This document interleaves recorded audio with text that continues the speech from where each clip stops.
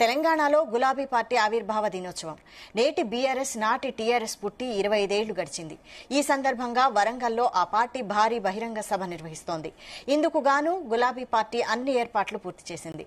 సభకు బీఆర్ఎస్ అధ్యక్షుడు కేసీఆర్ హాజరై పార్టీ శ్రేణులకు దిశానిర్దేశం చేయనున్నారు.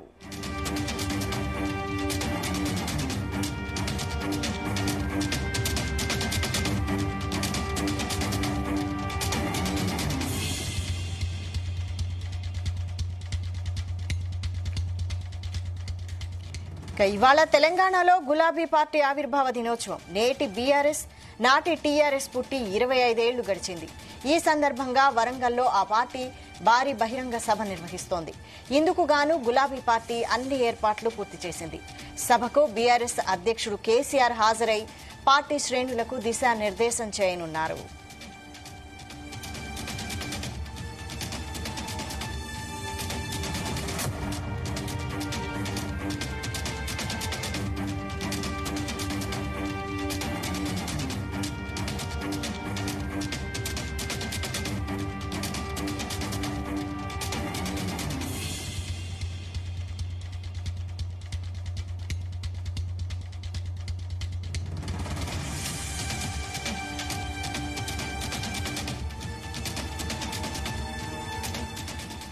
ఇవాళ తెలంగాణలో గులాబీ పార్టీ ఆవిర్భావ దినోత్సవం నేటి బీఆర్ఎస్ నాటి టీఆర్ఎస్ పుట్టి 25 ఏళ్లు గడిచింది.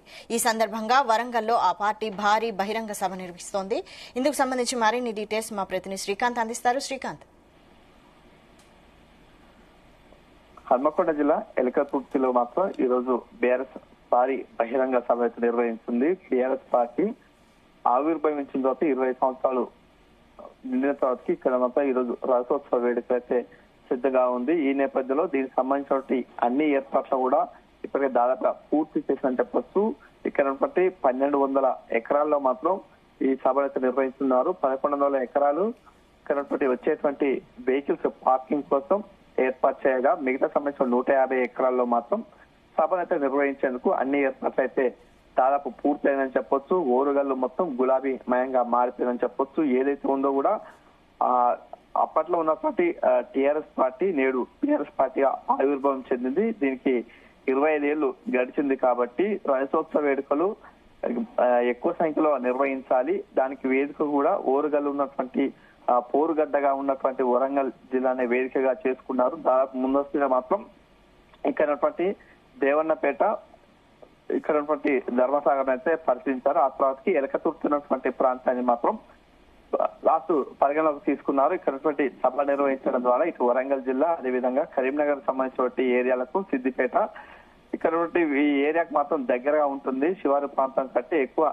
జన సమీకరణ జరిగే అవకాశం ఉంటున్న నేపథ్యంలో ఇక్కడైతే సభ నిర్వహించడం జరిగింది.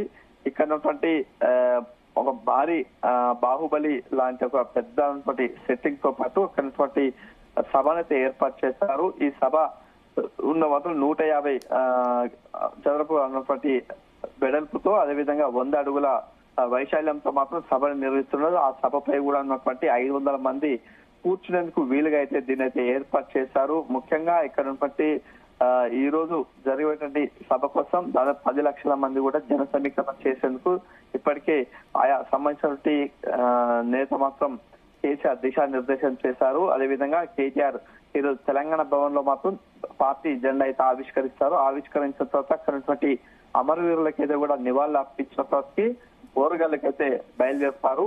అక్కడ ఉన్నటువంటి కార్యకర్తలు కూడా సమాయత్తమవుతూ ప్రతి ఒక్కరు కూడా సభకు వచ్చేందుకు అన్ని ఏర్పాట్లు కూడా చేశారు. ఆర్టీసీకి సంబంధించినటువంటి 3000 బస్సులను కూడా ఇప్పటికే వారు అనుమతి తీసుకోవడం, అక్కడ ఉన్నటువంటి బస్సులను కూడా వివిధ గ్రామీణ ప్రాంతాలకైతే పంపించారు. ఇప్పటికే ఇక్కడ సంబంధించిన గ్రామీణ ప్రాంతంలో ఉన్నటువంటి వారందరినీ కూడా సభకు తీసుకురావాలి. ఇక్కడ కేసీఆర్ ఉన్నటువంటి ప్రసంగాన్ని ప్రతి ఒక్కరు వినాలనే ఉద్దేశంతో కూడా అక్కడ కార్యకర్తలను తీసుకోవడం జరిగింది. ఇప్పటికే తెలంగాణ రాష్ట్ర వ్యాప్తంగా దాదాపు 60 లక్షల మంది పైగా కూడా ఇక్కడ పార్టీ సభ్యత్వం అయితే ఉంది. మిగతా సంబంధించిన వారందరినీ కూడా పార్టీ అభిమానులు మిగతా సంబంధించిన వారందరూ కూడా ఇక్కడికి తీసుకొచ్చేందుకు అన్ని ఏర్పాట్లు అయితే కొనసాగుతున్నాయి. దీనికి రూట్ మ్యాప్స్ కూడా ఏర్పాటు చేశారు. ఇక్కడ ఏదైతే ఉందో ఇక్కడ వరంగల్, హన్మకొండ మిగతా సంబంధించిన ఏరియాల నుంచి వచ్చేటువంటి వారందరూ కూడా వివిధ జోన్లు అయితే ఏర్పాటు చేశారు. Zone 1, zone 2, zone 3, zone 4, zone 5 గా అయితే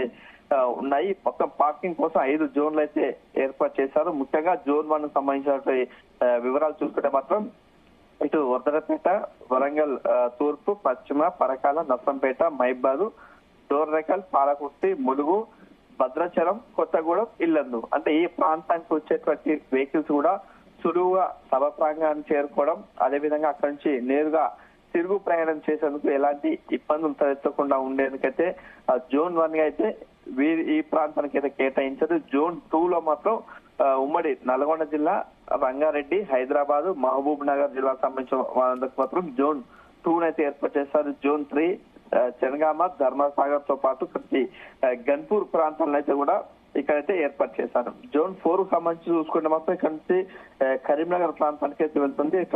ఉమ్మడి కరీంనగర్ ప్రాంతం, అదేవిధంగా చెన్నూరు, మంచిర్యాల, బెల్లంపల్లి, సిర్పూర్, ఆసిఫాబాద్, భూపాల్పల్లి, పరకాల ఈ ప్రాంతం నుంచి వచ్చే వెహికల్స్ మాత్రం జోన్ 4 లో వెహికల్స్ పార్కింగ్ చేసుకోవాలి. జోన్ 5 కి వస్తే మాత్రం ఉమ్మడి మెదక్, నిజామాబాద్ సంబంధించిన ఆదిలాబాద్ ఈ ప్రాంతానికి సంబంధించిన వెహికల్స్ అయితే అక్కడ పార్కింగ్ చేసేందుకు ఏర్పాటు చేస్తారు. దీనికి ప్రత్యేకమైనటువంటి ఒక 2000 మంది వాలంటీర్లను కూడా వారికైతే అక్కడ ఉంటే పార్కింగ్ ప్రాంతాల్లో వీరినైతే నియమించారు. అదేవిధంగా ఒక ప్రత్యేకమైన వాట్సాప్ గ్రూప్ ద్వారా వీళ్ళందరినీ కూడా మానిటరింగ్ చేస్తారు. ఏదైనా వెహికల్స్ మాత్రం సమస్య తలెత్తితే మాత్రం వెంటనే ఆ వెహికల్ ను కూడా సులువుగా తరలించేందుకు ఒక 50 భారీ క్రేన్లు కూడా ఏర్పాట్లు చేసినట్టుగా తెలుస్తుంది. మరోవైపు ఇక్కడికి వేసవి కాలం కావడం, అదేవిధంగా ఎండ తీవ్రత ఎక్కువ ఉండటంతో వచ్చేటువంటి వాళ్ళంతా కూడా జనాలు ఎక్కువ వస్తారు కాబట్టి ఎవరికైనా అస్వస్థతకు గురైతే మాత్రం వారిని మాత్రం వెంటనే అక్కడ ఉన్నటువంటి వైద్యులు, అదేవిధంగా 2 ప్రత్యేకమైన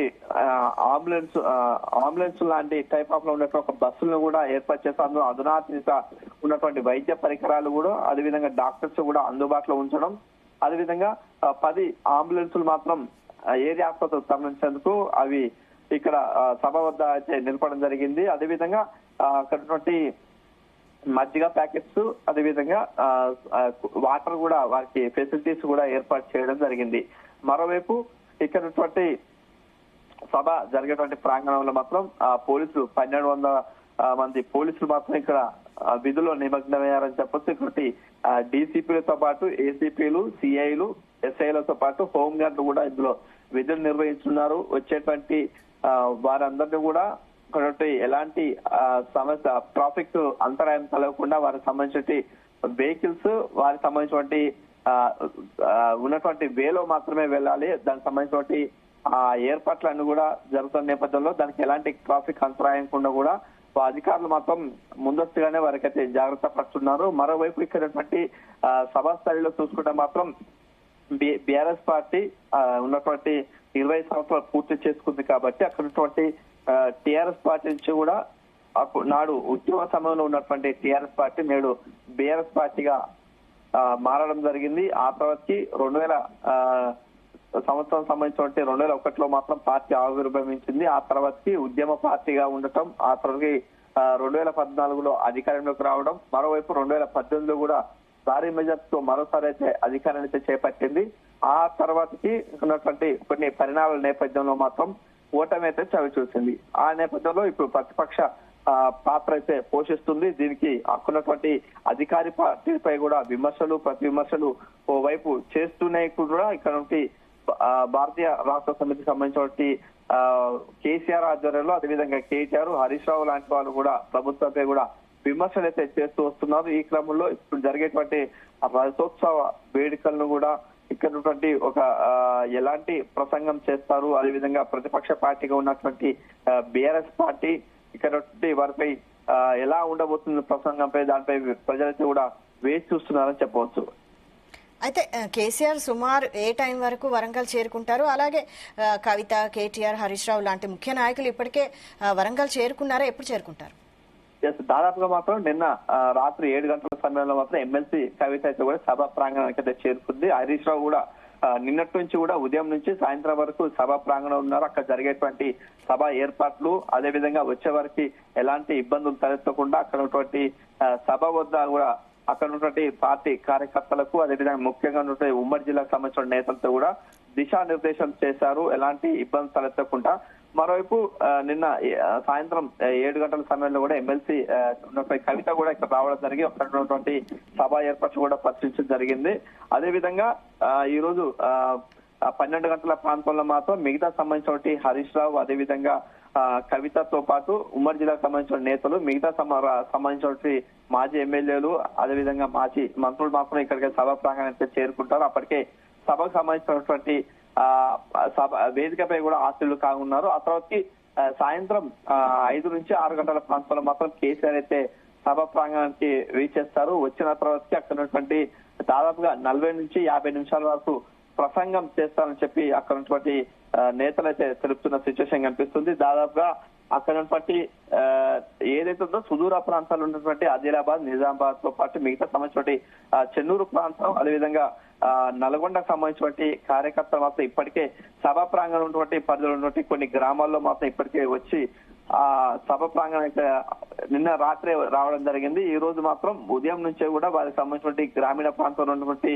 వెహికల్స్ మాత్రం పంపించడం జరిగింది. మరి కొద్దిసేపట్లో ఆ వెహికల్స్ కూడా సభ ప్రాంగణానికి అయితే బయలుదేరుతాయి. ఈ నేపథ్యంలో వరంగల్ జిల్లా మొత్తం కూడా గులాబీమయంగా మారిపోయిన సిచ్యువేషన్ అయితే కనిపిస్తుంది.